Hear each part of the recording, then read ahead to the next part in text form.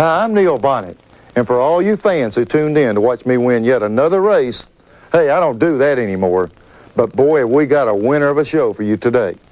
In the early 60s, there were two hotshot winners tearing up the racetracks in central Michigan. Now, the upper Midwest is ASA country, the American Speed Association. A longtime ASA winner and series champion is Bob Senneker. I raced against him before I got in Winston Cup. When Senneker was starting out, he used to race Saturday nights in Grand Rapids. Seemed like often as not, he won. And on Sundays, Bob Senneker, one tough racer, was winning everything in sight down the road in Kalamazoo. The fans at both tracks thought their guy was the best, and they were clamoring for the two to race against each other. Why they didn't is one of my favorite stories in racing, and I'll be back to tell you all about it after this. Winners is brought to you by Fram Filter Products. Fram, you can pay a little now or a lot later. And Autolite Spark Plugs and wire and cable products. Autolite Spark Plugs, guaranteed for 2 years no matter how far. Welcome back to Winners. I'm Neil Bonnett. I'm going to introduce you to half of the rivalry that developed between Bob Senneker and Bob Senneker. This Bob right here is Bob Senneker. He's won just about everything there is to win in ASA racing, including the ASA Championship. Now, if you're not familiar with American Speed Association, let me tell you, this is serious racing. Some call it the cradle of Winston Cup racing. A bunch of the guys, like Alan Kowicki, Mark Martin, and Rusty Wallace, came from ASA, and they all had to battle Bob Senneker. Most of the time, they lost when Senneker would come from the back in the pack and sneak into victory lane. He rarely used to qualify that well. He rarely qualified as well as he could race. And always would, just sneak up on you, and before you knew it, he was too tough to handle, and would whip it on you. He was a guy that I could trust, and he ran very smooth. A lot of times he wouldn't be the fastest car for 3/4 of the race, and you'd be out there running hard, leading the race, thinking you got it won, and all of a sudden, the last set of tires, he'd be real strong. Up until 1990, I never did qualify very good. Just not because I didn't want to. I always tried to go as fast as I could, but I guess I just spent so much time setting the car up for the race, I wasn't concerned about how fast I went qualifying. I did the best I could. It seemed like most of the cars I ran would go faster the longer they ran, and that's why I could get to the front near the end of the race. Now, I've been to victory lane a time or two myself, but Senneker practically camped out there. He should have had his mail delivered there. Of course, he hardly remembers it. I don't remember what year it was. I was going to Winchester and winning 5 in a row there, 5 of the 400s in a row. That's probably the best thing I've ever done. Bob Senneker was one of the most consistent winners in ASA racing. He won 19 races in 3 years, but the championship eluded him until 1990. He raced to win races, not to win a championship. Like most of these season point deals, you can win an ASA title without ever taking a checkered flag. Just running second or third every week, and you'll come out on top. But that never appealed to Bob. Yeah, I don't think that would mean much to me if I never won a race. But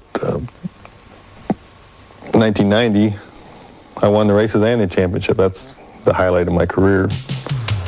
But up until that point, I just wanted to win the races. I wanted to win as many races as I could. And I thought if you won enough races, the championship would come with it. It almost did one year, but I was still interested in just winning races. There was a dry spell in there from 86 to 89 when Senneker won only 3 races. It came when Bob was running his own team and when the cost of racing was going through the roof. That's when you not only want to win, you got to win. When I was doing it on my own several years ago, the last couple of years, of course, it was getting kind of tough. But before that, expenses were really low. The tire prices were low. The races weren't 400 laps. They were only 100 or 200, so you only use 1 or 2 sets of tires. Now you go through 4 or 5 sets. If I blew the motor, I was responsible for repairing it. If I crashed and burned, I have to build a new car. It'd all come out of my pocket. So if you didn't win, you weren't going to make any money. Second would barely break even, and third you're already starting to lose because you went through the same amount of tires as the winner did, same amount of fuel, same amount of engine wear, same crew expenses and everything else. So, and winning is the only way you make a buck. Anybody who can make money running his own race team is a proven winner. And car owner Leroy Throop was looking for a winner when he needed a new driver to replace Butch Miller. But Throop is a guy who wants to win more than races. He wants to win the championship too. Bob was still at the top or the pinnacle, and he'd had some rough years, a lot of it not by his own doing, and it was our feeling if we were able to put him in good cars with good motors that we felt were capable of winning and finishing the races, the rest would take care of itself. And I believe it was pretty evident that's what happened. In their first year together, Throop and Senneker won 6 poles, 6 races, and led every category in ASA racing. And they won the championship. He also infected Senneker with the championship bug. Oh yes, yeah, we're definitely going for the championship again. And we got a winning crew and a winning team. Leroy's a heck of a team owner. Whatever we need to get the job done, he'll see that we get it. Now you have some idea of what kind of a competitor Bob Senneker really is. Now it's time to meet his arch rival, the driver who raced at Kalamazoo on Sundays after Senneker had won Saturday night shootouts in Grand Rapids. Ladies and gentlemen, the terror of Kalamazoo, Bob Senneker. My old racing buddy, Bob Senneker. That's right, it's the same guy. No wonder no promoter could ever put together that grudge match. Bob, why did you race under a different name? Well, way back then, my mother didn't want me running on Sundays, or I didn't want her to know I was running on Sundays, kind of a religious deal, so we just changed our name on Sunday to Bob Senneker and raced as Senneker on Saturday nights. Everyone I know in racing has a story about how they got started in this crazy business, but yours is one of the best, Bob. And there's a lot more to tell you about this winter when we return.